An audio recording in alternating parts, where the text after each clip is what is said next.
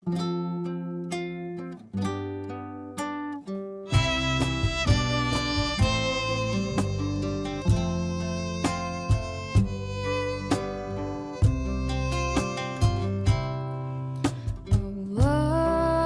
nur langit dan bumi, cahayanya bagaikan miskah,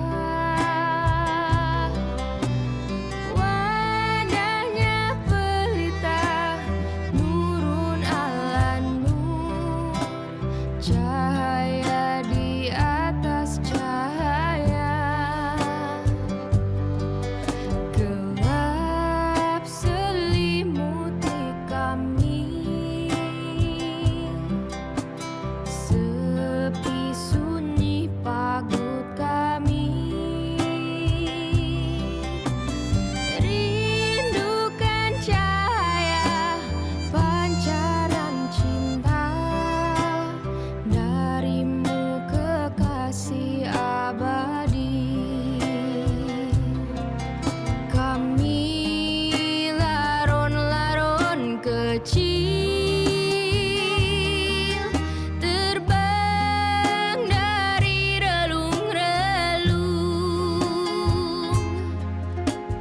Gelap kehidupan menuju miskah, pelita cahaya ilahi.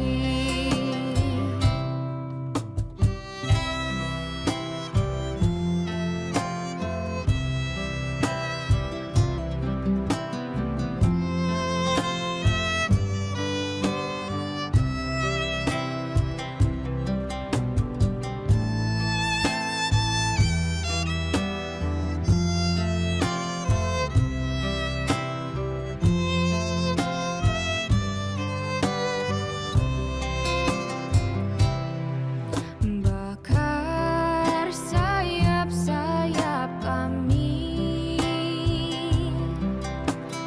jadi satu nyala api. Tenggelamkan diri di samudra fana, Fila ilaha illallah. Kami hadapkan Muhammad, rembulan mentari suci. Bersama Aimah kami ayun langkah di jalan cinta sejati. Kami laron-laron kecil, terbang dari relung-relung. Gelap kehidupan menuju miskah, pelita cahaya ilahi. Kami laron-laron kecil, terbang dari relung-relung. Gelap kehidupan menuju miskah, pelita cahaya ilahi. Pelita cahaya ilahi.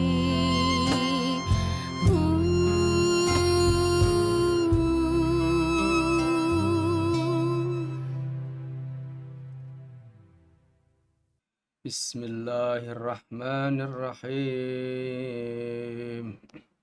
Allahumma salli ala Muhammadin wa ali Muhammad.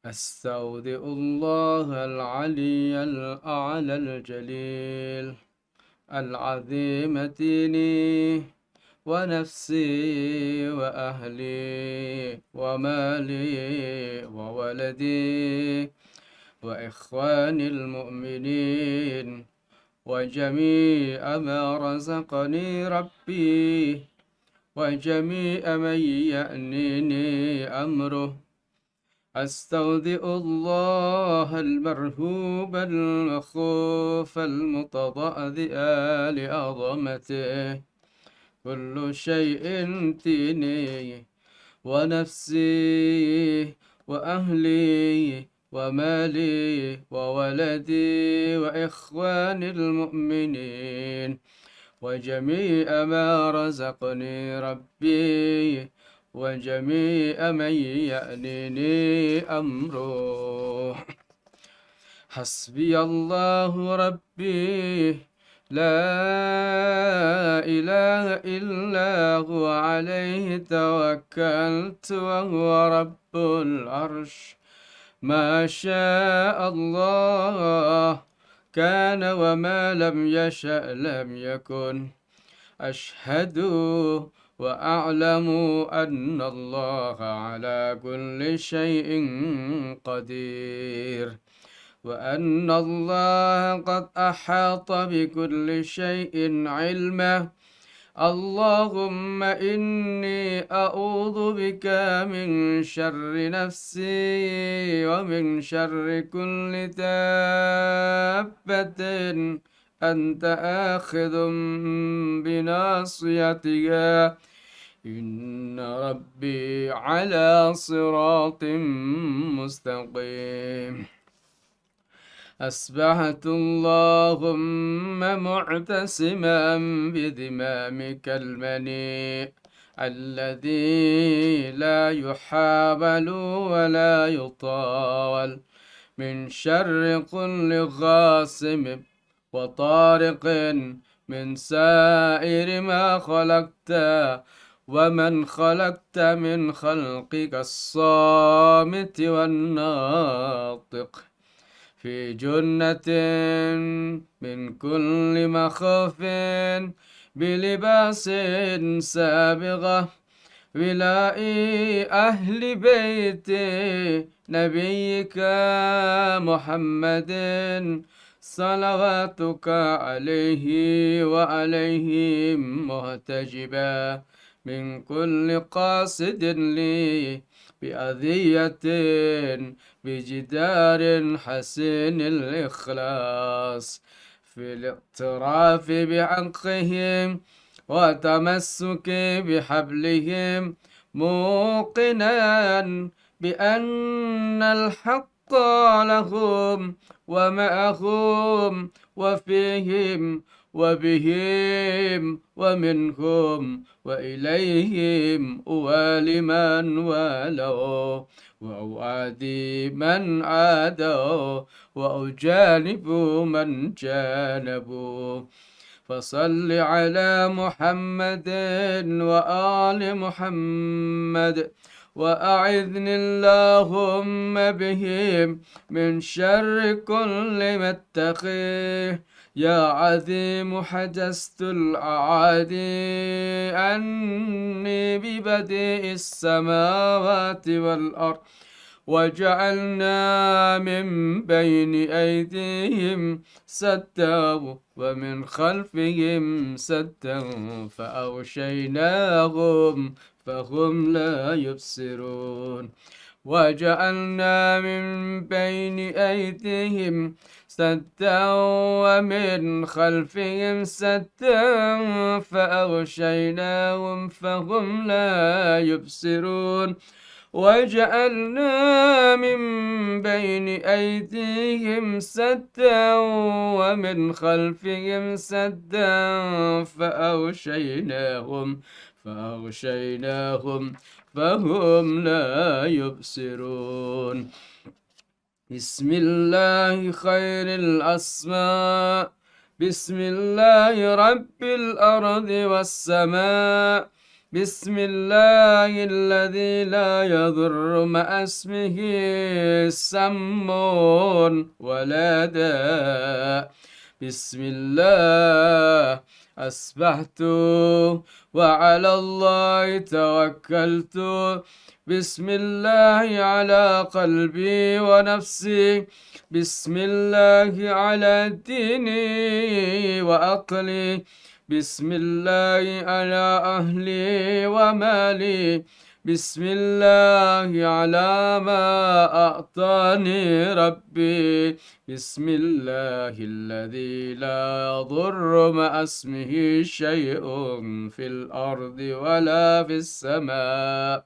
وهو السميع العليم الله ربي حق لا أشرك به شيئا الله أكبر الله أكبر الله أكبر أعز وأجل مما أخاف وأحذر وعز جارك وجل ثناؤك وتقدست أسماؤك ولا إله غيرك اللهم إني أعوذ بك من شر نفسي ومن شر كل شيطان شديد ومن شر كل شيطان مريد ومن شر كل جبار عنيد ومن شر قضاء السوء ومن شر كل دابة أنت آخذ بناصيتها إنك على صراط مستقيم وأنت على كل شيء حفيظ إن ولي الله الذي نزل الكتاب وهو يتولى الصالحين فإن تولوا فقل حسبي الله ولا إله إلا هو عليه توكلت وهو رب العرش العظيم فسيكفيكهم الله وهو السميع العليم ولا حول ولا قوة إلا بالله العلي العظيم وصلى الله على خير خلقه وآله الطاهرين فسبحان الله حين تمسون وحين تصبحون وله الحمد في السماوات والأرض وعشيا وحين تظهرون يخرج الحي من الميت ويخرج الميت من الحي ويحيي الأرض بعد موتها وكذلك تخرجون سبحان الله ملء الميزان ومنتهى العلم ومبلغ الرضا وزنة العرش وسعة الكرسي والحمد لله ملء الميزان ومنتهى العلم ومبلغ الرضا وزنة العرش وسعة الكرسي ولا إله إلا الله ملء الميزان ومنتهى العلم ومبلغ الرضا وزنة العرش وسعة الكرسي والله أكبر ملء الميزان ومنتهى العلم ومبلغ الرضا وزنة العرش وسعة الكرسي وصلى الله على محمد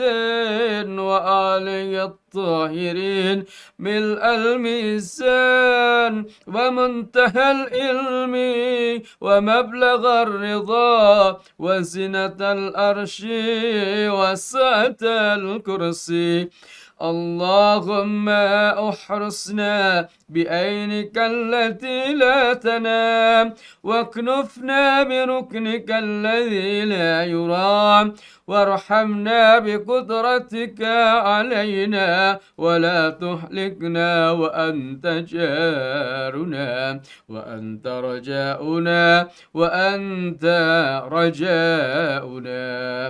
اللهم يا مقلب القلوب والأبصار ثبت قلبي على دينك، ولا تزغ قلبي بعد إذ هديتني، وهب لي من لدنك رحمة إنك أنت الوهاب، وأجرني من النار برحمتك.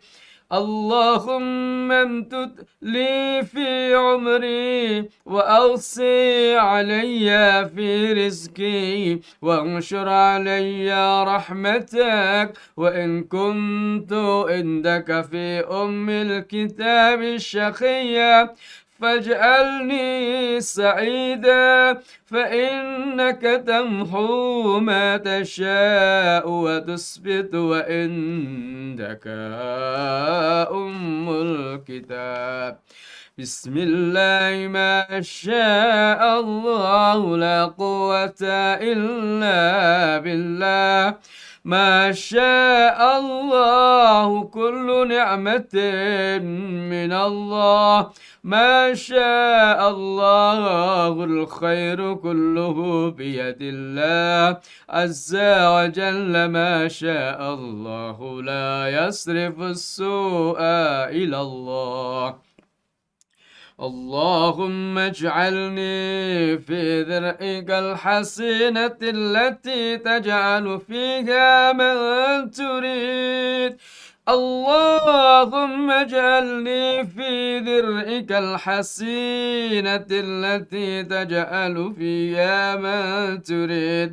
اللهم اجعلني في ضرعك الحسنة التي تجعل فيها من تريد. لا إله إلا الله، والله أكبر، والحمد لله. أستغفر الله، لا حول ولا قوة إلا بالله. والأول والآخر والظاهر والباطن، له الملك وله الحمد، يحيي ويميت وهو حي لا يموت، بيده الخير وهو على كل شيء قدير.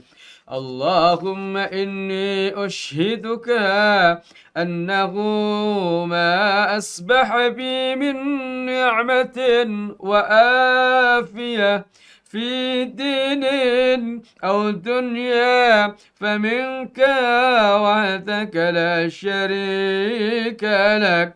لك الحمد ولك الشكر بها علي حتى ترضى وبعد الرضا. سبحان الله والحمد لله ولا إله إلا الله والله أكبر. سبحان الله والحمد لله ولا إله إلا الله والله أكبر. بسم الله الرحمن الرحيم. بسم الله النور. بسم الله نور على نور. بسم الله الذي هو مدبر الأمور. بسم الله الذي خلق النور من النور. الحمد لله الذي خلق النور وأنزل النور على الطور في كتاب مستور بقدر مقدور على نبي محبور.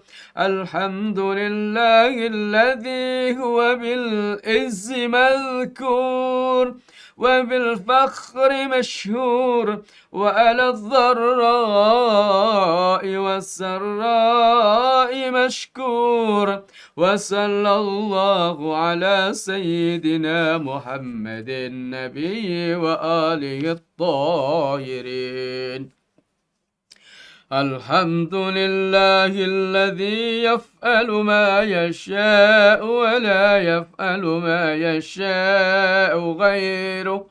الحمد لله كما يحب الله أن يحمد. الحمد لله كما هو أهله. اللهم أدخلني في كل خير أدخلت فيه محمدا وآل محمد، وأخرجني من كل شر أخرجت منه محمدا وآل محمد. صلى الله على محمد وآل محمد والحمد لله رب العالمين.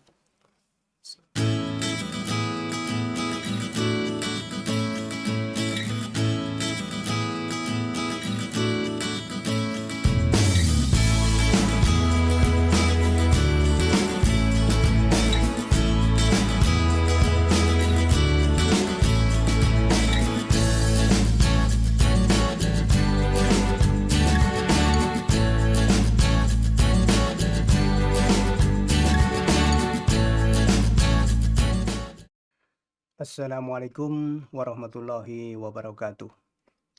Alhamdulillah, alhamdulillahilladzi yaf'alu ma yasha wa la yaf'alu ma yasha khairu. Asyhadu an la ilaha illallah wahdahu la syarikalah wa asyhadu anna Muhammadan abduhu wa rasuluh. Allahumma sholli ala Sayyidina Muhammad wa ala ali Sayyidina Muhammad.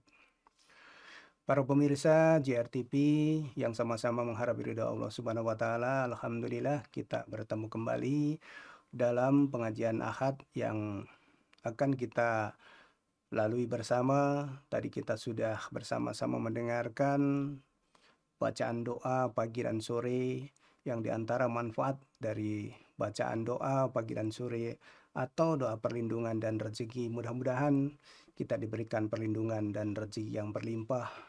Minimal kalau kita tidak bisa mendawamkan setiap hari, kita bisa mendawamkan dalam 1 minggu sekali berbarengan dengan pengajian Ahad ini.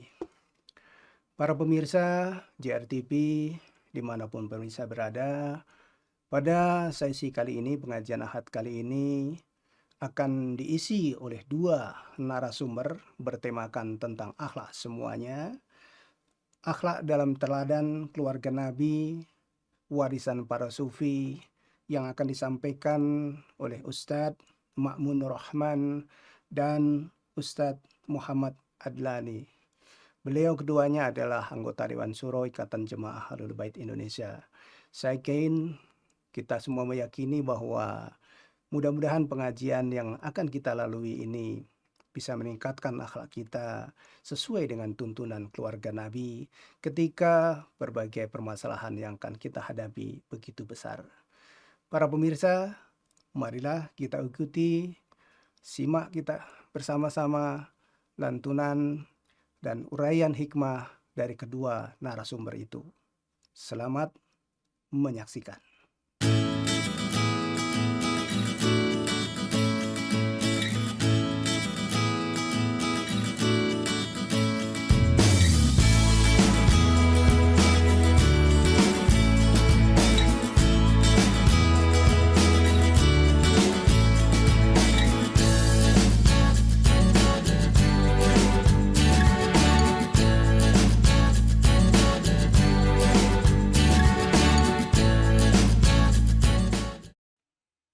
Bismillahirrahmanirrahim.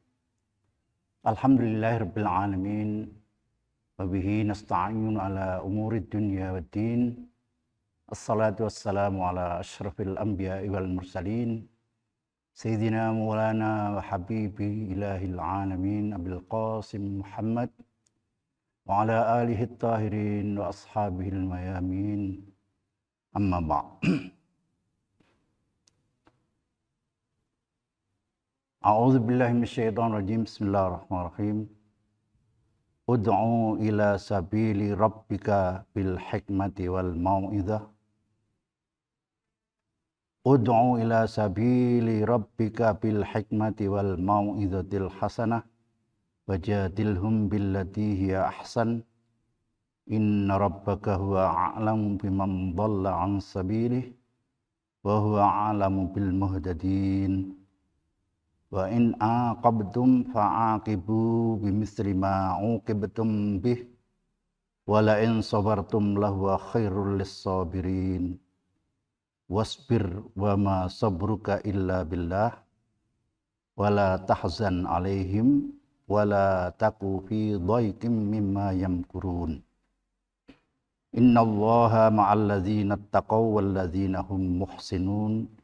Shadaqallahul aliyyul azim.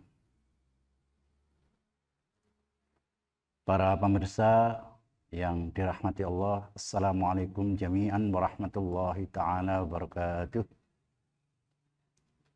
Alhamdulillah, saat ini kita bersyukur di hadapan Allah Subhanahu wa Ta'ala yang telah memberikan banyak nikmat kepada kita sekalian, diantaranya adalah nikmat sehat. Mudah-mudahan dengan nikmat ini kita bisa melaksanakan sesuai kemampuan kita untuk mengikuti semua perintah Allah dan Rasul-Nya dan memegang teguh tamassuk di agama Allah dan Rasul-Nya ini sampai kita akhir hayat kita husnul khatimah. Allahumma amin.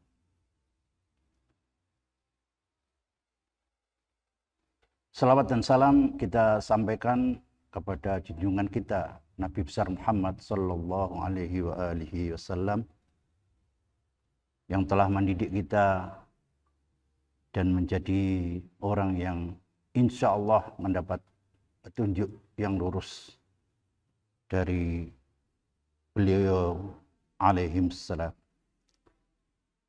Sengaja kami bacakan ada 4 ayat dari surat An-Nahl untuk muqaddimah dari apa yang insya Allah saya sampaikan dengan tema akhlak Rasulullah, akhlak Ahlul Bait.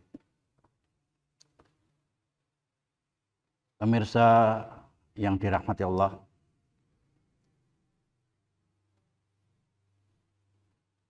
Rasulullah bersama Ahlul Bait ini dalam sejarahnya telah nyata kesabaran mereka semua menghadapi misi, penyampaian misi beliau dan para maksumin semua. Sehingga itu misi itu sampai kepada kita hari ini. Modal dari Rasulullah dan para Ahlul Bait itu adalah kesabaran dalam menyampaikan seluruh misi-misi yang telah ditetapkan, yang telah digariskan oleh Allah kepada mereka alaihimussalam. Jadi modal sabar ini sangat menentukan di dalam perjuangan menyampaikan misi itu. Mengapa saya pakai atau meminjam istilah atau meminjam satu ayat dari surat An-Nahl? Karena kami akan menyampaikan betapa tingginya kedudukan orang yang sabar itu di sisi Allah Subhanahu wa Ta'ala. Ketika Allah menyampaikan dalam ayat tadi ud'u, berarti itu untuk Rasulullah sallallahu alaihi wasallam. Ila sabili rabbika. Jadi ajaklah mereka. Jadi di sini karena mufrad tunggal diperintah ini untuk Rasulullah. Kepada jalan Tuhanmu, rabbika. Ka juga untuk Rasulullah bil hikmah, dengan hikmah. Hikmah ini kalau Imam Syafi'i mengartikan as-sunnah. Bil hikmah bisa juga dengan hikmah, pelajaran-pelajaran, wal mau'izah, dan pesan-pesan al-hasanah yang bagus. Ini misi Nabi, perintah dari Allah langsung ketika harus menyampaikan misi itu dengan cara seperti itu. Sampaikanlah misi ini ke jalan, yaitu misi ke jalan Tuhanmu dengan hikmah, kecerdasan, bisa juga begitu, wal mau'izatih, lan pesan al-hasanati yang bagus. Kemudian kalau mereka membantah kita dengan apa yang telah kita sampaikan tentang misi-misi itu, dengan burhan, referensi-referensi, maka wajadilhum, dan bantahlah mereka billati hiya ahsan, dengan yang lebih baik. Jadi bantahan kita ini lebih baik. Bantahan mereka ini kita jawab atau kita bantah dengan lebih baik, dengan menyampaikan seluruh dalalah-dalalah, petunjuk-petunjuk referensi baik dari Al-Quran dan As-Sunnah. Inna rabbaka, sesungguhnya Tuhanmu. Jadi ini masih ayat ini perintah untuk Rasulullah. Harap melakukan semua itu dengan apa yang sudah disampaikan dari pertama, yaitu ajaklah mereka itu ke jalan Tuhanmu dengan hikmah, wal mau'izatil hasanah, dengan pesan-pesan yang bagus, dan bantahlah ketika mereka mereka membantahmu dengan bantahan yang baik. Sesungguhnya inna rabbaka, sesungguhnya Tuhanmu, masih Tuhanmu. Huwa, kalau dalam bahasa Jawa, inna sak temene rabbaka, Rabbmu, huwa utawi Rabbmu itu a'lamu, luweh weruh. Jadi sesungguhnya Tuhanmu lebih tahu biman, kepada orang dhalla, yang tersesat, ansabilihi, dari jalannya. Bahwa, dan Allah juga a'lamu, lebih mengetahui, bil muhtadin, kepada siapa saja yang pantas menjadi orang-orang yang mendapat petunjuk. Itulah kira-kira perintah-perintah kepada Rasulullah, dan itu sudah dilakukan oleh Rasulullah Shallallahu Alaihi Wasallam. Dan kita patut berbangga, dan kita mendapat keberkahan dari apa yang telah dilakukan oleh Rasulullah sebagai uswah untuk kita lakukan seperti itu. Kemudian ayat yang selanjutnya tadi ayat 125 dari surat An-Nahl. Wa in aqabtum, ini sudah tum jamak. Ini kepada kita, tadi kepada Rasulullah. Jadi karena Rasulullah ini sebagai uswatun hasanah, maka dialog atau perintah-perintah Allah tentang menghadapi atau menyampaikan misi dan menghadapi bantahan-bantahan dari mereka, maka itulah pelajaran dari Allah kepada Rasulullah untuk menghadapinya dengan mau'izah hasanah dan bantahan-bantahan yang lebih baik. Karena Allah lebih tahu, lebih punya otoritas tentang siapa yang pantas menjadi orang yang mendapat petunjuk dan orang yang memang sesat. Wa in aqabtum, ini ada hubungan dengan perang antara kufar ya, dan orang-orang yang mendapat petunjuk, orang yang ingkar ya maksudnya.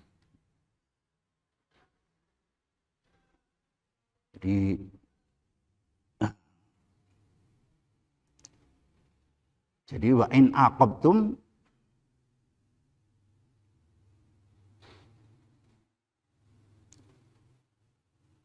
wa in aqabtum, apabila membalas mereka kepada kalian. Fa'aqibu. Jadi mukhatabnya, orang yang diajak bicara ini kita semua. Karena jamak. Ya. Kalau tadi Nabi, ini adalah kita semua. Wa in aqabtum, dan jika kamu membalas, fa'aqibu bimisli ma uqibtum bih. Maka balaslah dengan balasan yang sama dengan siksaan yang ditimpakan kepadamu. Jadi tidak berlebihan.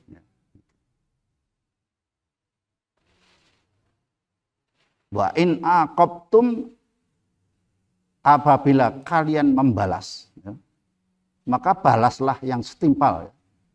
Bimisli ma uqibtum, dengan apa yang dia lakukan kepada kita. Penyerangan umpamanya, ya, balaslah dengan balasan yang sama dengan siksaan atau fitnahan, ya, yang ditimpakan kepada kalian. Kemudian selanjutnya ini wala in sabartum. Nah ini. Dan jika kalian bersabar, apa? Maka maksudnya wala in sabartum lahum. Nah, apabila kalian sabar menghadapinya kepada mereka yang telah memerangimu, yang memfitnahmu, yang membuat sengsara kalian, ya, maka khairun, itu lebih bagus lis-sabirin, bagi orang-orang sabar. Tetap aja, jadi sabar adalah modal yang paling utama ketika menghadapi apapun yang ada di dunia ini, dari godaan-godaan, siksaan-siksaan di dunia ini, fitnahan-fitnahan. Memang ini adalah teori yang sebetulnya memerlukan penjelasan yang panjang sekali. Seandainya tentang sabar ini dibuat skripsi mungkin panjang, ya. Jadi untuk menjelaskan tentang sabar ini, salah satu di antara sabar itu adalah mengendalikan hawa nafsu.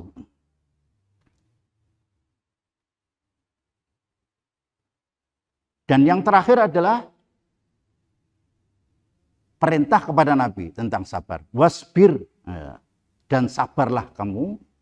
Wama sabruka, dan sebetulnya kesabaranmu itu illa billah, karena Allah, bukan karena hawa nafsu dan segala. Jadi sabar karena Allah. Kemudian wala tahzan, ya. Dan janganlah engkau bersedih alaihim, terhadap mereka. Wala takut, dan janganlah kamu fi dhaiqin, di dalam kesempitan, mimma yang kurun, dari apa saja yang mereka makarkan, rencanakan jahat kepada kamu. Karena sesungguhnya innallaha, sesungguhnya Allah, ma'alladzina, bersama orang-orang yang attaqau. Innallaha ma'alladzina attaqau, sesungguhnya Allah bersama orang-orang yang bertakwa, walladzina hum muhsinun, dan orang-orang yang baik budi atau budi luhur, berbudi luhur. Jadi ini adalah, kesabaran ini adalah sebuah teori yang ada di Al-Quran yang sudah dipraktekkan oleh Rasulullah, dan itu menjadi tauladan kepada kita ketika kita harus mengambil estafet sesuai dengan kemampuan kita semua. Karena setiap manusia punya kemampuan, baik itu intelektual, kecerdasan, dan kesabaran. Jadi sabar adalah modal utama ketika kita berdakwah, ketika kita mencari nafkah, dan kita menghadapi fitnah-fitnahan, gangguan-gangguan. Tentu ini tidak berhenti di sini saja, karena kesabaran ini memerlukan penjelasan yang lebih luas lagi. Ini sebagai muqaddimah kami untuk menyampaikan tentang betapa tingginya akhlak Ahlul Bait, karena memang Ahlul Bait atau Rasulullah dan Ahlul Bait ini adalah syarikil Quran, yang bisa menerjemahkan Al-Quran. Jadi mudah-mudahan kita bisa mengambil hikmah dari seluruhnya ini sebagai muqaddimah. Mudah-mudahan bermanfaat untuk saya khususnya, dan untuk para pemirsa umumnya. Kurang lebihnya saya mohon maaf. Wassallallahu ala sayyidina Muhammad wa ala alihi tahirin wa ma taufiqi illa billah alaihi tawakkaltu wa ilaihi unib. Assalamualaikum warahmatullahi wabarakatuh.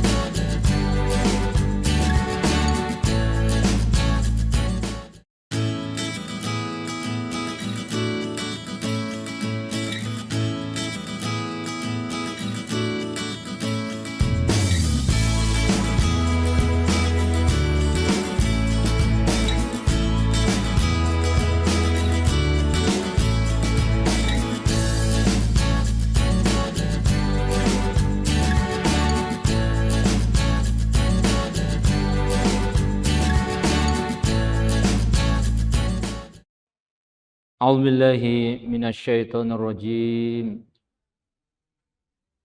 بسم الله الرحمن الرحيم. الحمد لله رب العالمين. والصلاة والسلام على أشرف الأنبياء والمرسلين حبيبنا وحبيب رب العالمين أبي القاسم محمد wa ala alihi thayyibin at-tahirin wa ashabil muntajabin. Assalamu alayka ayyuhan nabiyyu wa rahmatullahi wa barakatuh. Assalamu alayna wa ala ibadillahi salihin. Assalamualaikum warahmatullahi wabarakatuh.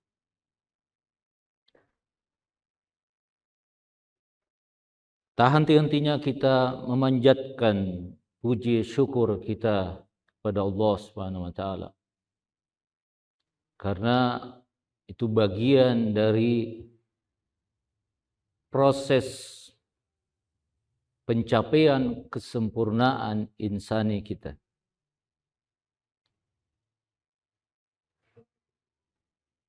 Semakin kita menyadari siapa diri kita dan seluruh kenikmatan-kenikmatan yang kita dapatkan hari ini, maka tentunya konsekuensi dari kesadaran itu adalah pujian dan rasa syukur kita kepada sang pemberi kenikmatan itu, yakni Allah Subhanahu wa ta'ala.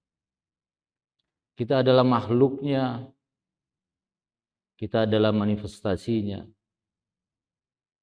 atau dalam bahasa tasawufnya kita adalah tajalli dari asma-asmanya.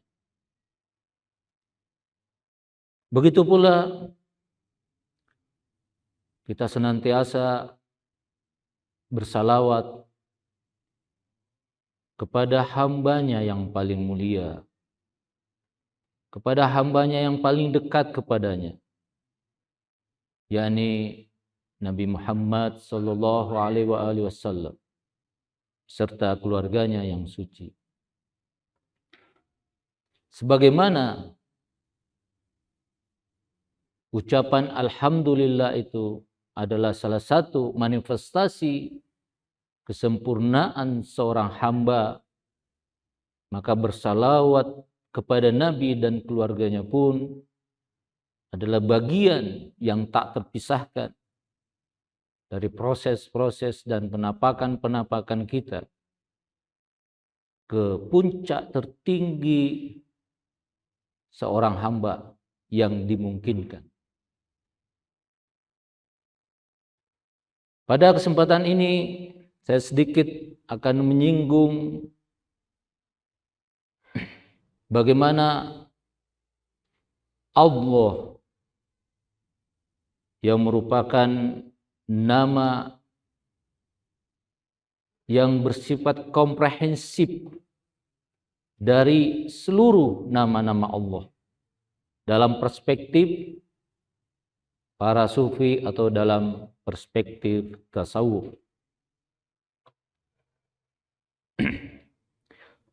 Sebelum memasuki pembahasan itu, saya sedikit akan memberikan gambaran yang global, yang universal tentang tingkatan-tingkatan yang ada pada keberadaan, yang ada pada wilayah eksistensi. Dalam dunia irfan atau dalam dunia tasawuf, para sufi dan para arif mengatakan bahwa kata wujud itu hanya bisa dinisbatkan kepada Allah Subhanahu wa taala.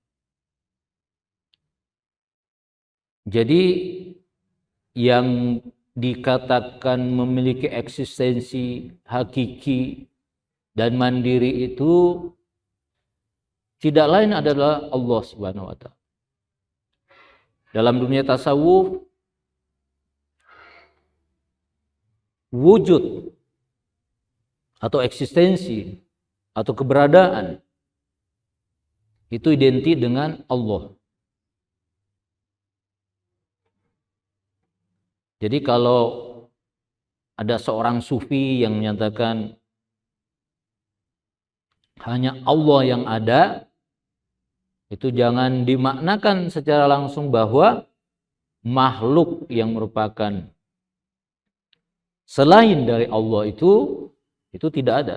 Bukan dalam makna seperti itu. Tapi yang diinginkan adalah bahwa para sufi ingin menegaskan bahwa satu-satunya keberadaan yang bersifat mandiri, hakiki, yang layak, benar-benar layak disebut eksis atau memiliki keberadaan, hanyalah Allah Subhanahu wa taala.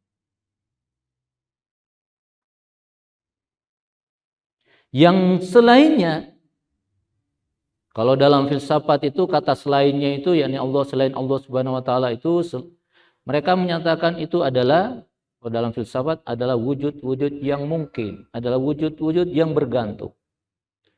Jadi dalam filsafat itu kata wujud, kata keberadaan atau eksistensi itu bisa dinisbatkan kepada selain Allah. Tapi dalam dunia tasawuf tidak. Allah sama dengan wujud, Allah sama dengan keberadaan, Allah sama dengan eksistensi. Selain Allah adalah manifestasi dari Allah Subhanahu wa taala. Sebenarnya kalau kita lihat secara mendalam, itu hanya perbedaan istilah saja menurut keyakinan saya. Dalam filsafat mereka menyatakan selain Allah itu adalah wujud-wujud mungkin, yang mana wujud-wujud mungkin ini murni bergantung secara mutlak kepada wujud niscaya, yakni Allah Subhanahu wa taala. Jadi dalam dunia tasawuf ada perbedaan istilah saja menurut saya. Tapi pada hakikatnya filsafat dan tasawuf itu memiliki kesamaan.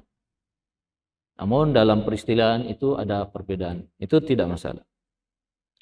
Oke, kalau kita menggunakan istilah tasawuf, berarti yang eksis hanya Allah, selain Allah adalah manifestasi Allah. Itu bahasa mereka. Nah, dalam dunia tasawuf secara teoritis ada beberapa tingkatan. Ada yang disebut dengan makom huwa atau yang disebut dengan ahadiyah zat, yang mana hanya Allah yang tahu siapa dirinya. Selain Allah, manifestasinya itu tidak tahu. Nah, selain di tingkatan terbawahnya Tingkatan berikutnya lagi ada yang disebut dengan ahadiyah sifat. Jadi itu manifestasi pertama Allah di tingkatan zatnya yang disebut dengan ahadiyah sifat. Nah, di sini sifat-sifat Allah dan nama-nama Allah itu masih menjadi satu kesatuan yang tak terpisahkan, tak terbedakan. Satu saja sifat di situ, satu saja asma di situ, yakni ahadiyah sifat itu. Nah, tingkatan berikutnya ada manifestasi kedua yang disebut dengan makom wahidiyah. Di sini ada mulai polarisasi. Ada di sini mulai nampak secara rinci dan secara partikular nama-nama Tuhan. Seluruh nama di situ sudah mulai nampak. Mulai dari nama-nama universal sampai nama-nama yang bersifat partikular, yang berhubungan satu sama lain. Nah, setelah makom wahidiyah ini yang biasa disebut dengan makom asma Tuhan. Nah, disinilah makom itu yang disebut dengan Allah itu. Jadi Allah itu merupakan simbol dari nama yang mencakup, merangkum seluruh nama-nama yang ada, yang berada pada makom wahidiyah itu.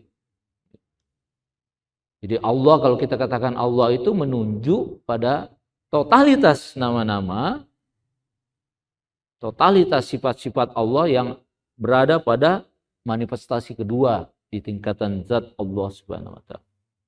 Nah, dari makom wahidiyah ini mulai terpancar apa yang disebut dengan makhluk.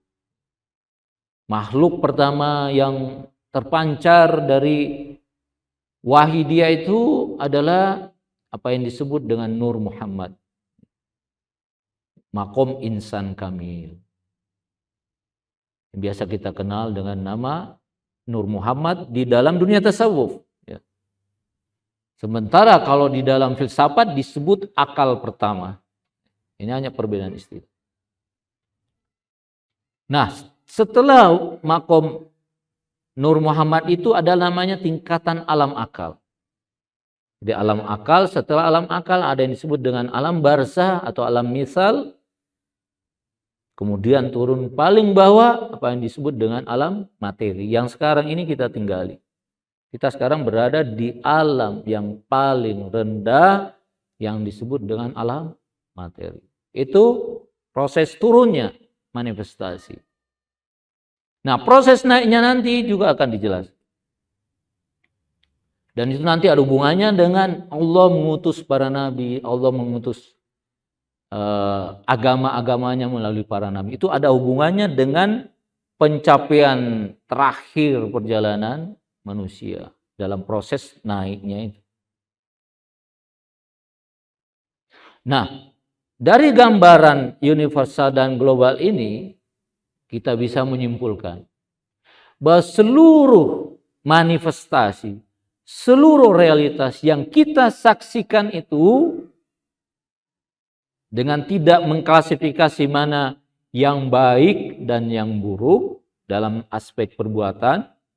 Jadi seluruh keberadaannya, seluruh realitas itu tidak lain adalah manifestasi dari apa?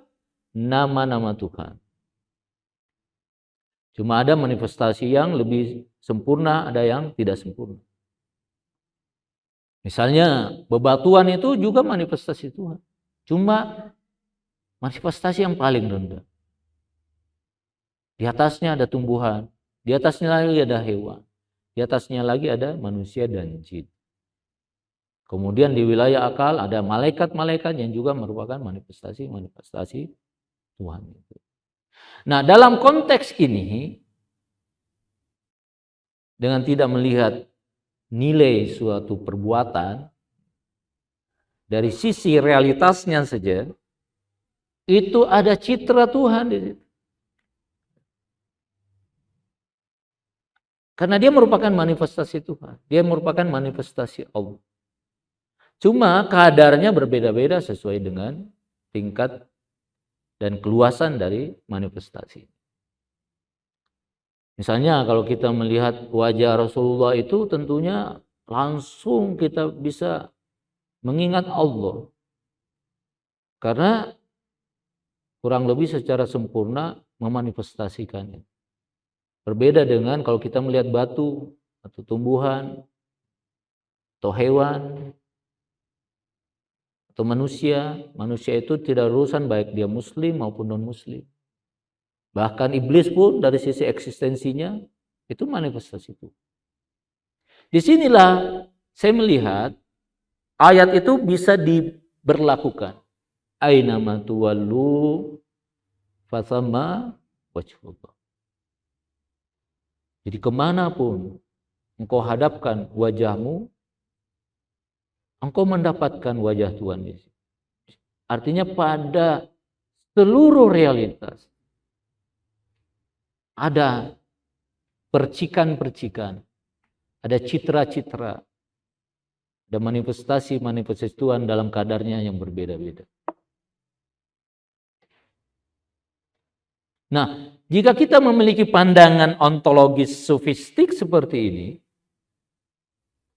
apakah masih tersisa? Apakah masih bisa kita melecehkan, merendahkan, bahkan menghina makhluk lainnya yang merupakan manifestasi Tuhan? Dari aspek sini saja nggak mungkin. Jadi orang yang sudah mencapai kesadaran ontologis sofistik seperti ini, bahwa seluruh realitas yang ia saksikan itu adalah manifestasi Tuhan, maka ia mustahil melecehkan, menghina, merendahkan siapapun dia.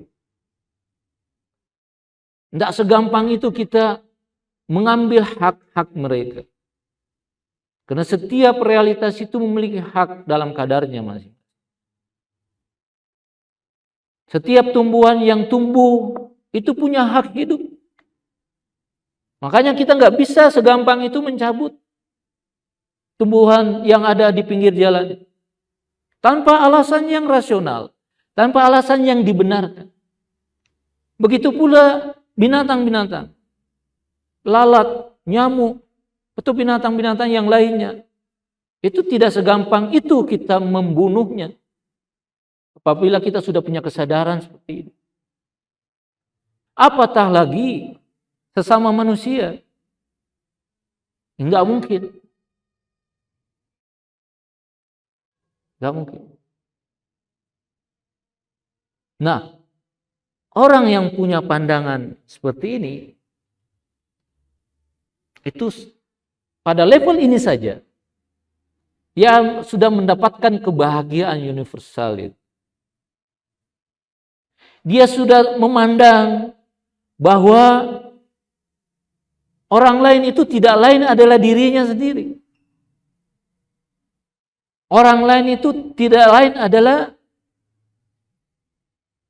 sesuatu yang tak terpisahkan dari dirinya sendiri secara eksistensial. Dan saya adalah bagian dari yang lainnya. Dan yang lain adalah bagian saya. Maka kalau kita lihat hadis-hadis ya, yang menyatakan tidak beriman orang yang tidak misalnya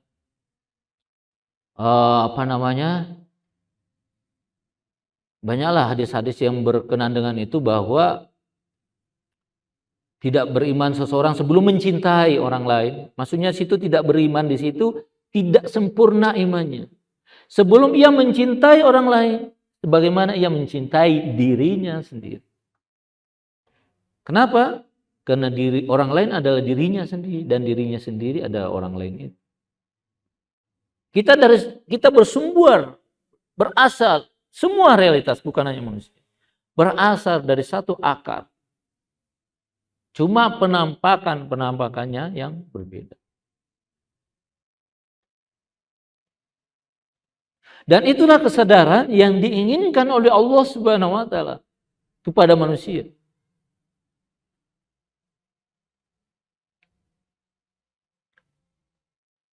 Nah, itu proses perjalanan menurun yang saya jelaskan. Nah, proses perjalanan naik. Di sini ada hubungan yang erat dengan konsep kenabian itu. Bahwa Nabi diutus membawa pesan-pesan suci Allah Subhanahu wa taala. Allah dalam makna nama yang komprehensif itu. Membawa agama kepada umat manusia. Supaya apa? Supaya manusia ini yang memiliki potensi yang luar biasa, yang bisa memanifestasikan seluruh nama-nama Tuhan itu, bisa secara tepat dan proporsional menampakkan nama-nama Tuhan dalam dirinya. Mana yang ditampakkan secara 100%, mana yang ditampakkan secara 80%, sesuai dengan kadar-kadarnya masing-masing. Jangan sebaliknya. Jadi kesempurnaan manusia itu pada hakikatnya adalah kemampuan dia menampakkan, mengaktualkan nama-nama Tuhan sesuai dengan proporsinya masing-masing. Dan itu perlu bimbingan. Dan bimbingan itu adalah agama. Agama memberikan kita pencerahan, memberikan kita petunjuk. Bagaimana kita mengaktualkan, menampakkan nama-nama Tuhan sesuai dengan proporsi dan kondisi masing-masing.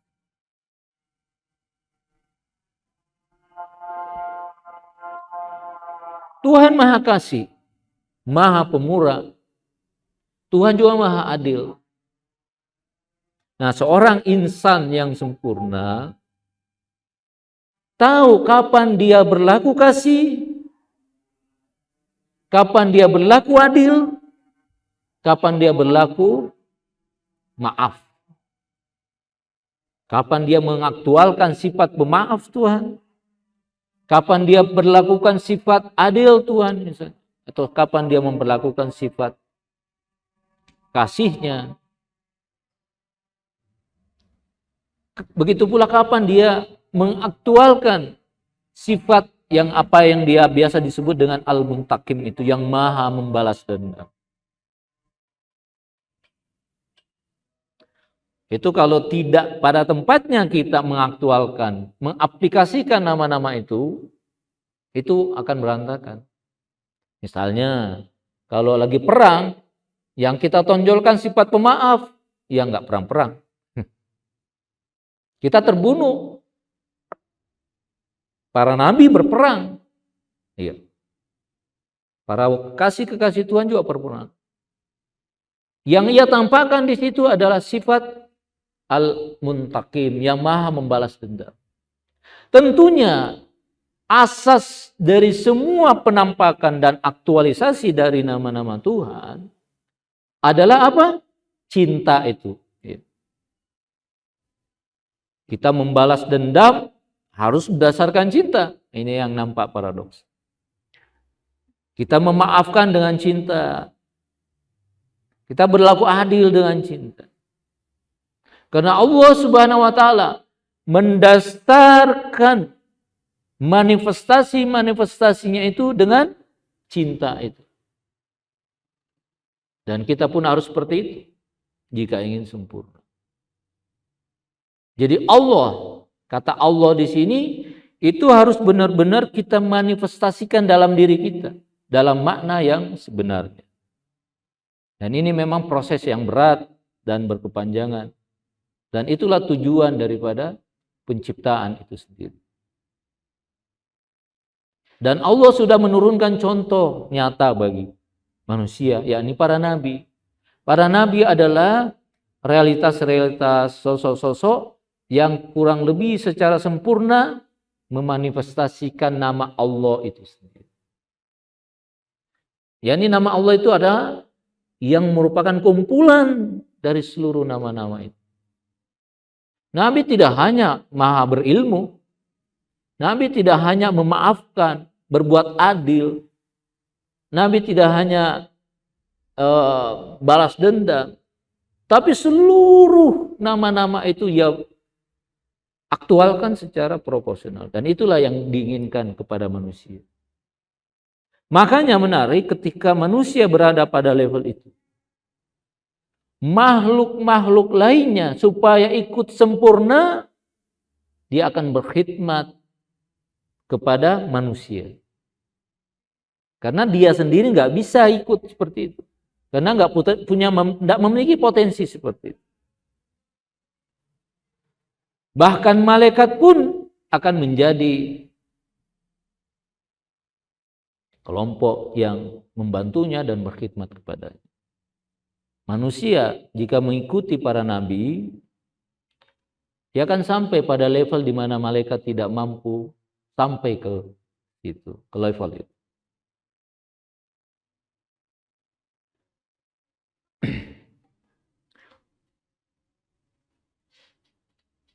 Dalam dunia tasawuf, dalam dunia irfan, secara boleh dikatakan bisa disimpulkan secara padat ya, bahwa rata-rata pembahasan dalam dunia itu hanyalah seputar atau berkisar tentang Allah dan manifestasinya. Allah dan manifestasi nama-namanya.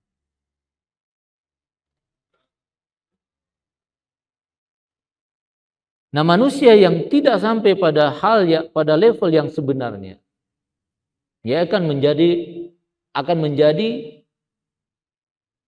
dia yang berada pada level itu. Ya.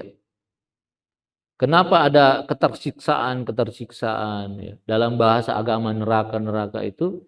Karena manusia yang semestinya bisa mengaktualkan secara proporsional seluruh nama-nama Tuhan, ia tidak capai, akhirnya ia tersiksa.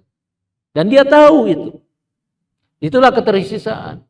Karena dia semestinya mendapatkan posisi yang layak, tapi dia tidak mendapatkannya. Dan itulah ketersiksaan. Kenapa hewan tidak tersiksa? Ya karena hewan memang tidak sampai pada itu. Dan dia tahu pun dia tidak akan sampai pada itu. Jadi tidak ada jarak antara apa yang mesti dicapai dengan apa yang sudah tercapai. Jadi ketersiksaan manusia itu tidak lain bisa diukur dari aspek seberapa besar dia tidak mengaplikasikan dan mengaktualkan hal-hal yang ada dalam dirinya. Seberapa besar jarak antara tujuan tertinggi dengan apa yang dia capai. Semakin tidak berjarak, dia akan mendapatkan kebahagiaan tertinggi. Kalau para nabi, ya tidak ada jarak lagi antara tujuan yang mesti dicapai dengan apa yang sudah dia capai. Sementara kita masih ada jarak. Dan ketersiksaan manusia itu bergantung pada jarak itu antara yang mesti dicapai dan apa yang telah ia capai. Nah, disinilah ketersiksaan itu yang dalam bahasa agama adalah neraka. Nah, tentunya nanti pada level-level yang lebih tinggi, yang lebih jauh lagi, karena seluruh nama, seluruh manifestasi akan kembali kepada Tuhan. Pada akhirnya manusia itu akan ridho dengan apa yang telah dicapainya. Saat itu tidak ada lagi bahasa neraka dan ketersiksaan. Ya memang di sini ada ikhtilaf. Ibnu Arabi menyatakan bahwa suatu saat manusia akan tidak lagi merasakan azab itu sebagai suatu penderitaan, sebagai suatu kepedihan. Dia bahkan mendapatkan kenikmatan-kenikmatan dari situ. Ini yang cukup kontroversial, tapi itulah pandangan dari kalangan sufi. Nah, itulah beberapa gambaran-gambaran yang saya bisa berikan pada kesempatan yang sangat singkat ini tentang apa yang ada dalam pikiran, apa yang ada dalam konsep di dunia tasawuf itu. Saya lebih melihat bahwa orang-orang yang memiliki pandangan sufistik itu lebih mudah, itu lebih gampang menebarkan kasih sayang, cinta, dan sebagainya. Karena dia memandang bahwa orang lain itu adalah dirinya sendiri. Dia itu adalah orang lain itu. Dia itu tidak terpisah dari orang lain dan orang lain itu tidak terpisah dari kita. Yang bersifat partikular ini bagian tak terpisahkan dari keseluruhan realitas yang ada. Dan tentunya kita pun sebagaimana kita mencintai diri kita, sebagaimana kita menghargai diri kita, menghormati diri kita, memuliakan diri kita, kita pun akan menghormati dan menghargai orang-orang yang berada di luar diri. Tentunya tidak basa-basi. Benar-benar itulah penyikapannya yang disikapi dengan rasa cinta dan sebagainya. Saya pikir dunia tasawuf atau dunia sufistik itulah inti dari agama ini. Itulah inti dari segala realitas yang nampak jamak dan plural ini. Artinya ada kesatuan yang tak terpisahkan dari kejamakan. Satu dalam kejamakan dan kejamakan dalam kesatuan. Kita pada akhirnya kembali kepada kesatuan itu. Dan manusia jika tidak kembali pada kesatuan itu, itulah penderitaan yang ia rasakan nantinya. Saya pikir itu yang bisa saya sampaikan pada kesempatan ini, kurang lebihnya mohon dimaafkan. Assalamualaikum warahmatullahi wabarakatuh.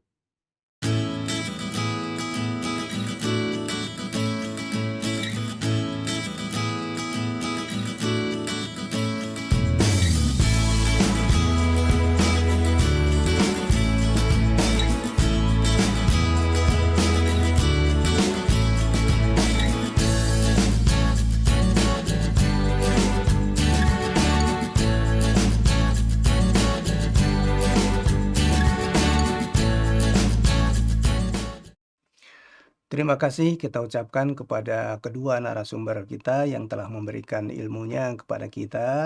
Mudah-mudahan ilmu yang telah beliau sampaikan kepada kita benar-benar dapat meningkatkan akhlak kita sehingga kita bisa berperilaku sesuai dengan tuntunan Nabi. Selanjutnya para pemirsa, marilah kita tutup acara ini dengan doa kemenangan. Mudah-mudahan dengan doa itu bisa memperkuat jiwa-jiwa kita dalam mengarungi kehidupan. Doa yang sangat syarat manfaatnya. Mari kita ikuti dengan khusyuk.